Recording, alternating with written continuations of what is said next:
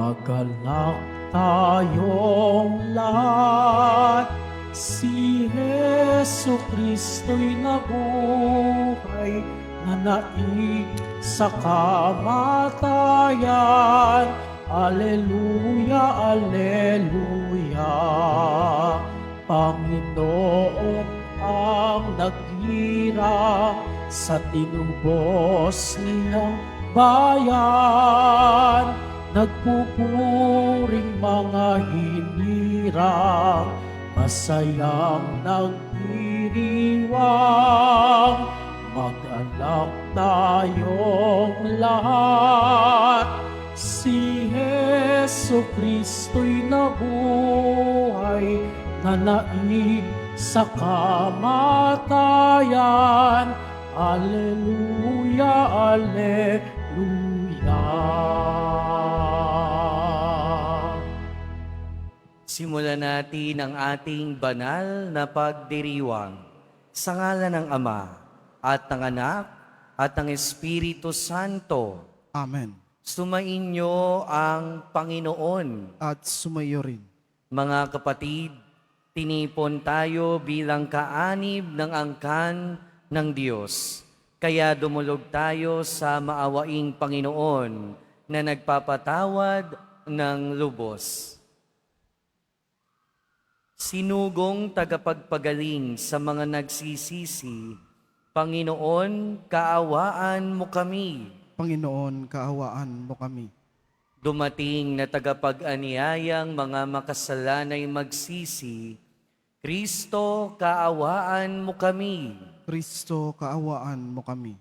Nakaluklok ka sa kanan ng Diyos Ama para ipamagitan kami. Panginoon, kaawaan mo kami. Panginoon, kaawaan mo kami. Kaawaan tayo ng makapangyarihang Diyos, patawarin tayo sa ating mga kasalanan at patnubayan tayo sa buhay na walang hanggan. Amen. Manalangin tayo. Ama naming makapangyarihan, mapasa amin nawa ang kakayahang gumanap na kaloob ng Espiritu Santo upang sundin ang loob mo at magawa namin ang kasiyasiya sa iyo sa pamamagitan ni Hesukristo kasama ng Espiritu Santo magpasawalang hanggan. Amen. Magsiupo muna ang lahat.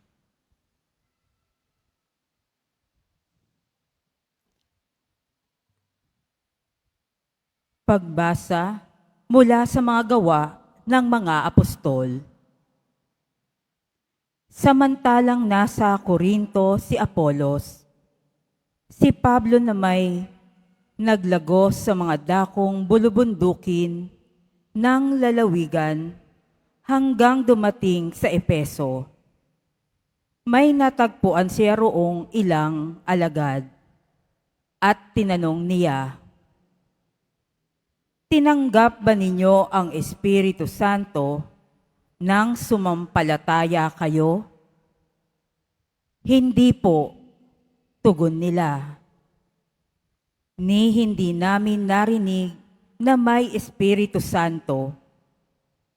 Kung gayon, sa ano kayo nabinyagan?"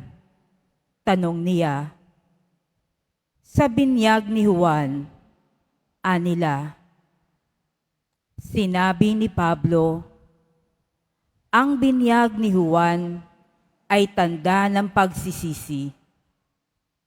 Sinabi niya sa mga Israelita na dapat silang sumampalataya sa darating na kasunod niya, sa makatwid, bagay kay Jesus.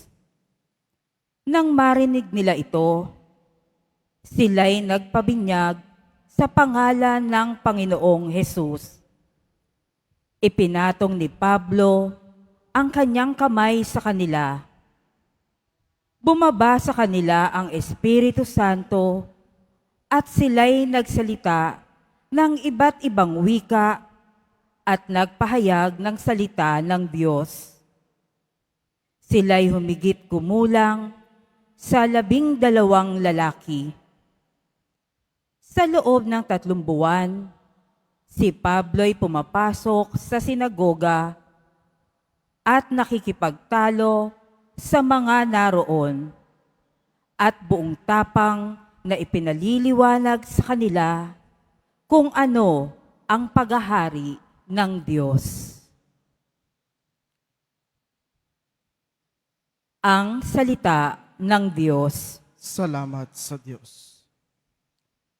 Tanang mga kaharian, ang poong Diyos ay awitan. Tanang mga kaharian, ang pong Diyos ay awitan. O mag-alsa sana ang Diyos, ang kaaway pakalatin at ang mga namumuhi tumakas sa kanyang piling. Kung paanong yaong ulap tinatangay noong hangin, gayon sila itataboy, gayon sila papalisin, at kung panong yaong pagkit sa apoy ay natutunaw, sa harap ng Panginoon, ang masama ay parurusahan, ay papanaw. Tanang mga kaharian, ang pong Diyos ay awitan. Ang lahat ay nagagalak, natutuwa ang matuwid. Sa harapan nitong Diyos, galak nila'y di malirip. Awitan ang Panginoon, purihin ang kanyang ngalan. Ang pangalan niyang banal, magalak na papurihan. Tanang mga kaharian, ang pong Diyos ay awitan. Ang Diyos na naroon sa tahanan niyang templo, tumitingin sa ulilat, sanggalang na mga balo. May tahanang siyang laan sa sinumang nalulungkot. Ang bilanggo'y hinahango upang sila ay malugod. Tanang mga kaharian, ang pong Diyos ay awitan. Magsitayo na pong lahat.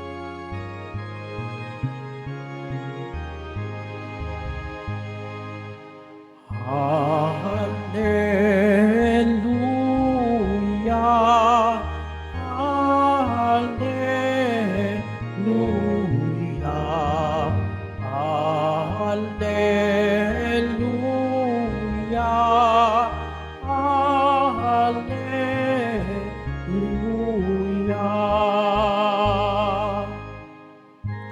Kayong kay Kristo nabuhay, ay sa langit nakalaan, upang kay Kristo pumisan.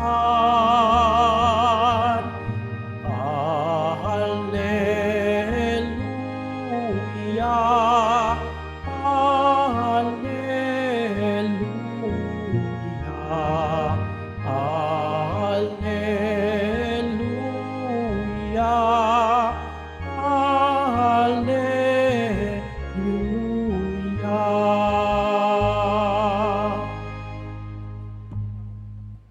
Sumainyo ang Panginoon. At sumayo rin. Ang mabuting balita ng Panginoon ayon kay San Juan. Papuri sa iyo, Panginoon. Noong panahong iyon, sinabi ng mga alagad kay Jesus, "Ngayon po'y tuwiran na ang inyong pangungusap sa amin at hindi na patalinhaga. Alam na naming batid ninyo ang lahat ng bagay at hindi na kailangang tanungin nino man. Dahil dito, naniniwala kaming kayo'y mula sa Diyos." Sumagot si Jesus, "Naniniwala na ba kayo ngayon? Darating ang oras, at ngayon na nga, na magkakawatak-watak kayo, magkakanya-kanyang lakad kayo, at iiwan ninyo ako. Gayon may hindi ako nag-iisa, sapagkat kasama ko ang Ama. Sinabi ko ito sa inyo upang kayo'y magkaroon ng kapayapaan sa pakikipagkaisa sa akin. Mayroon akong kapighatian o mayroon kayong kapighatian dito sa sanlibutan. ngunit lakasan ninyo ang inyong loob na pagtagumpayan ko na ang sanlibutan. Mga kapatid, ang mabuting balita ng Panginoon. Pinupuri ka namin, Panginoong Hesukristo. Magsiupo muna ang lahat. Magandang tanghali po sa inyong lahat. Tayong mga tao, kapag sure na tayo sa isang bagay, pag sigurado na tayo sa isang bagay, wala nang atrasan, wala nang bawian. And seemingly, sa unang bahagi ng ating ebanghelyo, ganito yung nararamdaman at pinapakita ng mga alagad. Kaya nga sinasabi nila, alam na naming batid ninyo ang lahat ng bagay. At alam na namin na hindi na kailangang tanungin ni numan. Ibig sabihin noon, pinapahayag na ng mga alagad ni Jesus ang kanilang kasiguruhan, ang kanilang pananampalataya sa Kanya. Para bang wala nang bawian. Pero kasabay, nung kanilang pagpapahayag ng pananampalataya ay yung babala o warning ng ating Panginoon. Kaya nga sinasabi niya, naniniwala na ba kayo ngayon? Pero kasunod nun, sinabi din niya, magkakawatak-watak kayo, magkakanya-kanya kayo. Babala. Pero kasabay din, nung babala na yon, ay yung pagbibigay ng lakas ng loob ng ating Panginoon sa kanyang mga alagad. Pagkatapos na magpahayag ng pananampalataya ng kanyang mga alagad, binigyan niya ng babala. Pagkatapos niya namang bigyan ng babala, binigyan niya ng pagpapalakas ng loob. At hindi lang sa mga alagad na ito, yung binibigyan ng lakas ng loob ng ating Panginoon. Lahat tayo patungkol sa atin ng pagpapalakas ng loob na ito. At binibigyan tayo ng lakas ng loob ng ating Panginoon dahil unang-una, alam niya na kahit may pananampalataya tayo, alam niya meron pa rin tayong kahinaan. Sa ating ebanghelyo narinig natin, tinanggap niya, alam niya na nananampalataya sa Kanya at naniniwala sa Kanya ang mga alagad. Pero alam niya rin na may kahinaan ito mga alagad na ito. Alam niya rin na magkakawatak-watak sila. Alam niya na magkakanya-kanya sila. At alam ng ating Panginoong Jesucristo, alam ng Poong Jesus Nazareno, ang kahinaan ng bawat isa sa atin. Alam niya na dahil sa kahinaan na yon, pwede rin tayong magkawatak-watak at magkanya-kanya. Kaya nga ang binibigay niya sa atin ngayon, pagpapalakas ng loob. Pangalawa, binibigyan tayo ng lakas ng loob ng ating Panginoon dahil nga mahina tayo. Mahina tayo. Kaya binibigyan tayo ng lakas ng loob ng ating Panginoon. Alam ng Diyos yung mga weak points natin. Alam niya kung saan tayo mahina. At kung saan tayo mahina, doon pinapalakas ng Diyos ang kalooban natin. Doon pinapalakas ng Poong Jesus Nazareno ang kalooban natin. At panghuli, binibigyan tayo ng lakas ng loob ng ating Panginoon dahil sabi niya nga sa ating ebanghelyo na pagtagumpayan ko na ang sanlibutan. Napagtagumpayan na ng ating Panginoon, napagtagumpayan na ng ating Poong Jesus Nazareno ang sanlibutan. At yung ibig sabihin ng sanlibutan nito ay yung lahat ng mali, lahat ng kasalanan, lahat ng kabuktutan dito sa mundo. Na ibig sabihin, kung napagtagumpayan niya na ang lahat ng bagay, walang anuman o sino man ang makakatalo sa Kanya. At kung alam natin at kung confident tayo ng ating Panginoon ay laging nagtagumpay at nagtagumpay na, wala tayong ibang makukuha sa Kanya kundi ang lakas ng loob na binibigay niya sa atin. Kaya sa pagpapatuloy ng ating buhay, mga kapatid, patuloy tayong umasa sa ating Panginoon. Patuloy nating tanggapin yung pagpapalakas ng loob na binibigay sa atin ng ating Poong Jesus Nazareno. Amen. Magsitayo na po ang lahat.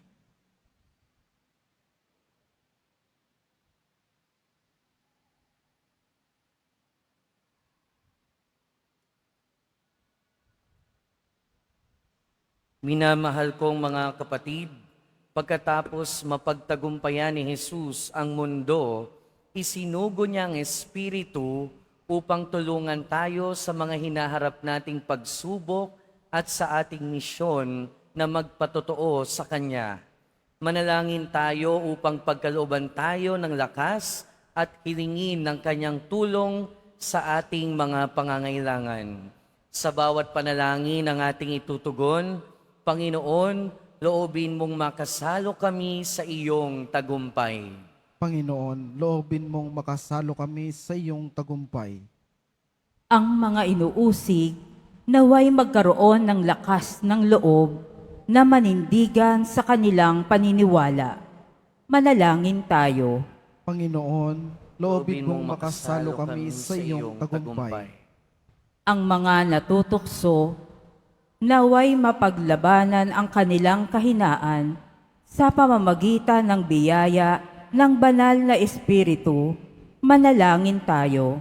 Panginoon, loobin mong makasalo kami sa iyong tagumpay. Ang mga nag-aalay kay Kristo ng kanilang gawain, propesyon at negosyo, naway makatanggap ng lakas sa pagtupad ng kanilang mga tungkulin sa Kristiyanong paraan. Manalangin tayo. Panginoon, loobin mong makasalo kami sa iyong tagumpay. Ang mga may sakit, naway makaranas ng nakapagpapagaling na haplos ng banal na Espiritu. Manalangin tayo. Panginoon, loobin mong makasalo kami sa iyong tagumpay. Ang mga namayapang tapat sa Panginoon, naway magtamasa ng maningning na bukang liwayway ng buhay na walang hanggan.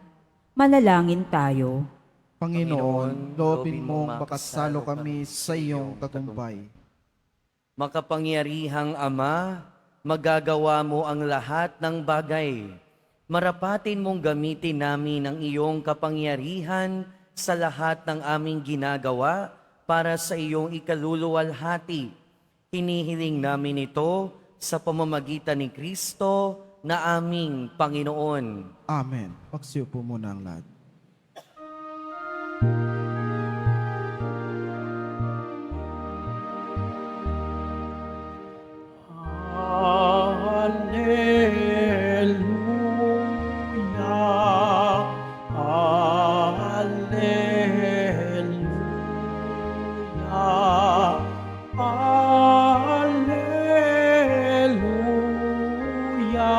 Alleluia, alleluia, alleluia, alleluia, alleluia.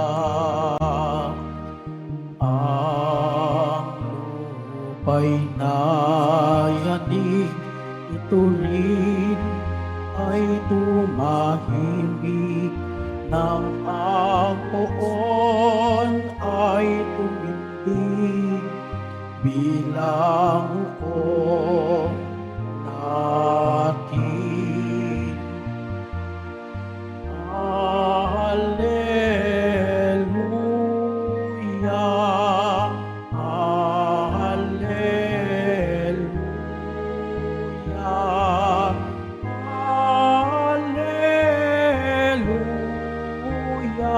alleluia, alleluia, alleluia. Magsitayo po ang lahat. Manalangin kayo mga kapatid upang ang paghahain natin ay kalugdan ng Diyos amang makapangyarihan. Tanggapin nawa ng Panginoon itong paghahain sa iyong mga kamay, sa kapurihan niya at karangalan, sa ating kapakinabangan at sa buong sambayanan niyang banal.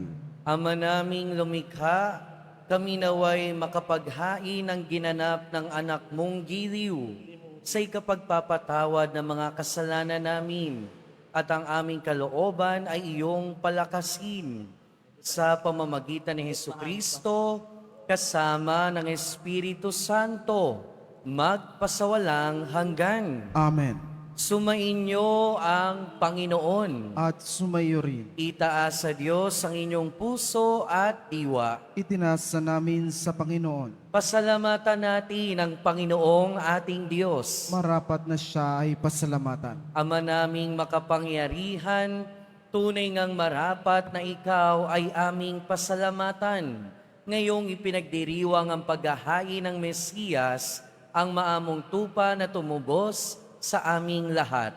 Siya'y talagang maaasahan at ang katapatan niya sa pananagutan ay siyang bumago sa dating pamumuhay sa sangkatauhang namihasa sa pagkasalawahan.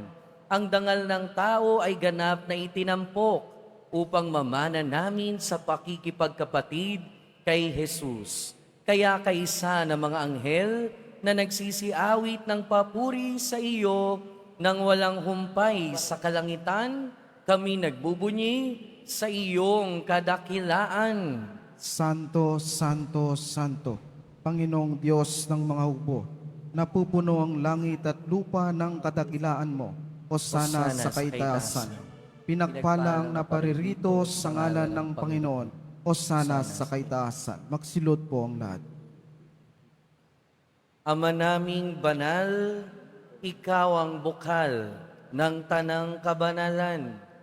Kaya't sa pamamagitan ng iyong Espiritu, gawin mong banal ang kaloob na ito upang para sa aming maging katawan at dugo ng aming Panginoong Hesukristo.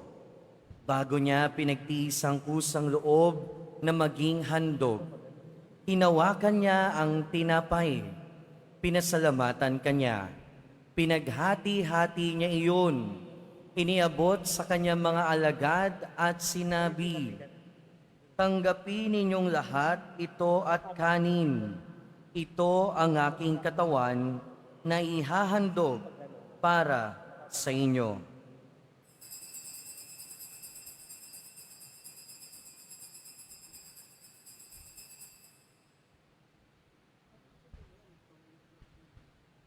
Gayon din naman nung matapos ang hapunan, hinawakan niya ang kalis. Muli kanyang pinasalamatan. Iniabot niya ang kalis sa kanyang mga alagad at sinabi, "Tanggapin ninyong lahat ito at inumin. Ito ang kalis ng aking dugo, ng bago at walang hanggang tipan. Ang aking dugo na ibubuhos para sa inyo at para sa lahat, sa ikapagpapatawad ng mga kasalanan. Gawin ninyo ito sa pag-alala sa akin."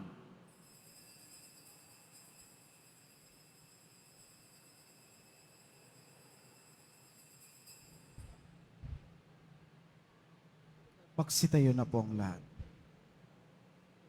Ipagbunyi natin ang misteryo ng pananampalataya. Si Kristo'y namatay, si Kristo'y nabuhay, si Kristo'y babalik sa wakas ng panahon. Ama, ginagawa namin ngayon ang pag-alala sa pagkamatay at muling pagkabuhay ng iyong anak. Kaya tiniaalay namin sa iyo ang tinapay na nagbibigay buhay at ang kalis na nagkakaloob ng kaligtasan. Kami nagpapasalamat dahil kami iyong minarapat na tumayo sa harap mo para maglingkod sa iyo. Isinasamo namin kaming magsasalo-salo sa katawan at dugo ni Kristo ay mabuklod sa pagkakaisa sa pamamagitan ng Espiritu Santo. Ama, lingapin mo ang iyong simbahang laganap sa buong daigdig. Puspusin mo kami sa pag-ibig kaysa ni Leon na aming Santo Papa at ni Jose na aming Obispo at ng Tanang Kaparian. Alalahanin mo rin ang mga kapatid naming nahimlay nang may pag-asang sila'y muling mabubuhay, gayon din ang lahat ng mga pumanaw. Kaawaan mo sila at patuloyin sa iyong kaliwanagan. Kaawaan mo at pagindapating kaming lahat na makasalo sa iyong buhay na walang wakas. Kaysa ng mahal na Birheng Maria na Ina ng Diyos, ng kabiyak ng puso niya si San Jose, kaysa ng mga apostol ni San Juan Bautista at ng lahat ng mga banal na namuhay dito sa daigdig ng kalugod-lugod sa iyo, maipagdiwang nawa namin ang pagpupuri sa ikararangal mo sa pamamagitan ng iyong anak na aming Panginoong Hesukristo. Sa pamamagitan ni Kristo, kasama niya at sa Kanya, ang lahat ng parangal at papuri ay sa iyo, Diyos Amang makapangyarihan, kasama ng Espiritu Santo, magpasawalang hanggan. Amen. Sa tagubilin ng mga nakagagaling na utos at turo ni Jesus na Panginoon natin at Diyos, ipahayag natin ng lakas loob. Ama namin, sumasalangit, Sumasalangit ka, sambahin sambahin ang ngalan mo, mapasa amin ang kaharian mo, sundin ang loob mo dito sa lupa para ng sa langit. Bigyan mo kami ngayon ng aming kakanin sa araw-araw, at patawarin mo kami sa aming mga sala, para ng pagpapatawad namin sa nagkakasala sa amin. At huwag mo kaming ipahintulot sa tukso, at iadya mo kami sa lahat ng masama. Hinihiling namin kami adya sa lahat ng masama, pagkalooban ng kapayapaan araw-araw, iligtas sa kasalanan, at ilayo sa lahat ng kapahamakan, samantalang aming pinananabikan ang dakilang araw ng pagpapahayag ng tagapagligtas naming si Hesukristo. Sapagkat iyo ang kaharian at ang kapangyarihan at ang kapurihan magpakailanman. Amen. Panginoong Hesukristo, sinabi mo sa iyong mga apostol, kapayapaan ang iniiwan ko sa inyo. Ang aking kapayapaan ang ibinibigay ko sa inyo. Tunghayan mo ang aming pananampalataya at huwag ang aming pagkakasala. Pagkalooban mo kami ng kapayapaan at pagkakaisa ayon sa iyong kalooban, kasama ng Espiritu Santo, magpasawalang hanggan. Amen. Ang kapayapaan ng Panginoon ay laging sumainyo. At sumayo rin. Magbigayan tayo ng kapayapaan sa isa't isa. Peace be with you po. Kordero ng Diyos sa nag-aalis ng mga kasalanan ng sanlibutan, maawa ka sa amin. Kordero ng Diyos sa nag-aalis ng mga kasalanan ng sanlibutan, maawa ka sa amin. Kordero ng Diyos na nag-aalis ng mga kasalanan ng sanlibutan, ipagkaloob mo sa amin ang kapayapaan. Magsilod po ang lahat.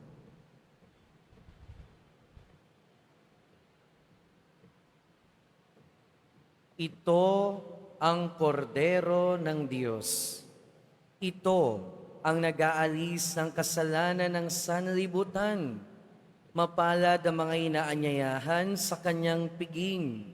Panginoon, hindi ako karapat-dapat na magpatuloy sa iyo, ngunit sa isang salita mo lamang ay gagaling na ako.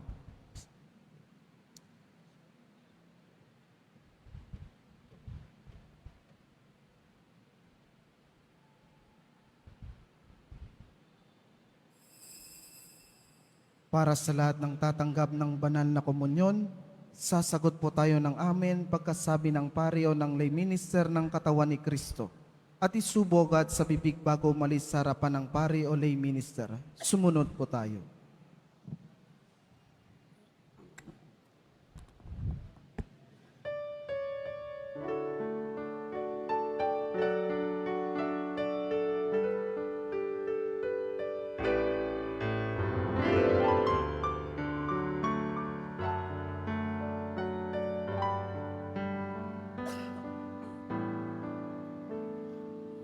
Huwag limutin nakaraang araw.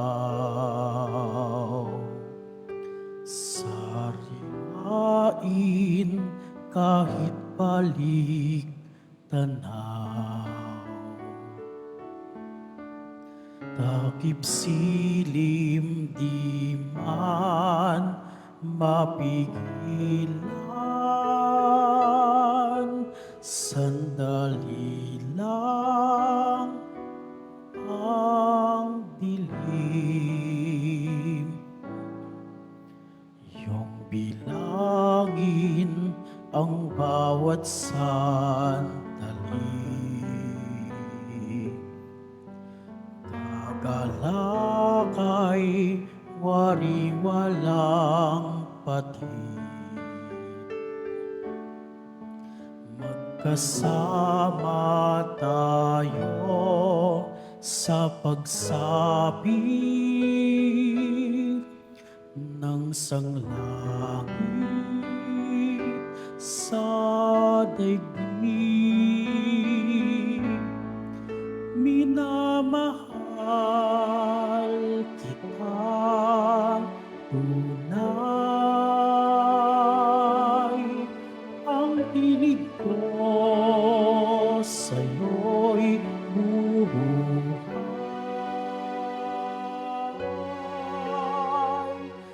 Sambitin mo ang aking himig, at ako sa iyo'y aawit.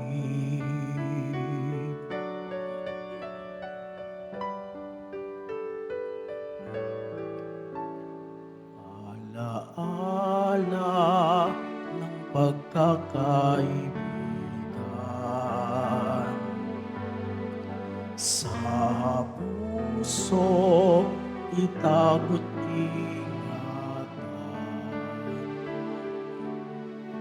sa pagsilay ng bukas tingnan. Alaala at puso'y iisa, minamahal kitang tunay, ang tinig ko sa'yo'y buhay. Sambitin mo ang aking ibig, at ako sa iyo'y aawit.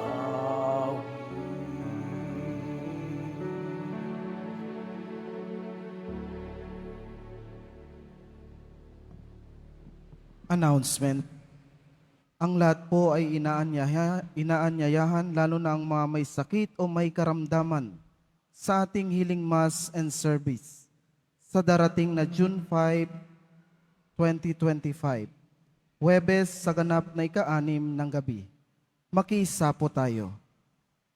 Mga kadeboto, mabibili pa rin po sa ating parish office ang Nazareno images, Nazareno Medallion at Nazareno Novena and Prayer Booklet in English or Tagalog. Pagkatapos ng misa, wiwiskan po ang lahat ng banal na tubig. Pinakikiusapan ng lahat na manatili lamang muna sa inyong mga lugar. Tanging sa Quezon Boulevard o Plaza San Juan lamang ang labasan ng lahat. Sumunod po tayo. Maraming salamat po sa inyong pagdalaw at pagsisimba sa Basilica Menor at Pambansang Dambana ni Jesus Nazareno. Magsitayo na po ang lahat. Manalangin tayo. Ama naming mapagmahal, manatili kang kapiling ng iyong sambayanan, na ngayoy pinapakinabang mo sa iyong sariling buhay, at gawin mo kami pasulong na makahakbang mula sa dati naming pagkamakasalanan, patungo sa pagbabagong nagdudulot ng iyong kabutihan, sa pamamagitan ni Hesukristo, kasama ng Espiritu Santo, magpasawalang hanggan. Amen. Sumainyo ang Panginoon. At sumaiyo rin. Mahal na poong Jesus Nazareno, inihayag mo sa pamamagitan ng krus ang walang maliw na pag-ibig ng Diyos sa sangkatauhan. Pakinggan mo ang kahilingan lalo na para sa mga nangangailangan ng iyong tulong at awa. Makamtanawa namin ang iyong kasagutan na may utang na loob na tinatanaw. Basbasan din po ninyo itong mga imahen at dasalan upang lalo kaming magtiwala at manalangin. Sa pamamagitan ng bendisyon na ito, naway lalo kaming maging mapaglingkod, masunurin at tapat sa iyo na aming maluwalhating Panginoon, magpasawalang hanggan. Amen. At pagpalain kayo ng makapangyarihan at mapagmahal na Diyos, ng Ama at ng Anak at ng Espiritu Santo. Amen. Humayo kayong taglayang kapayapaan ng poong Jesus Nazareno. Salamat sa Diyos.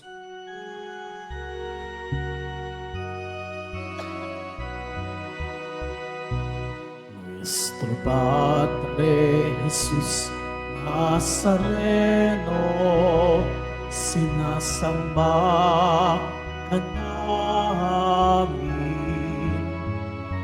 binibintuho ka namin, aral mo ang aming buhay at kaligtasan.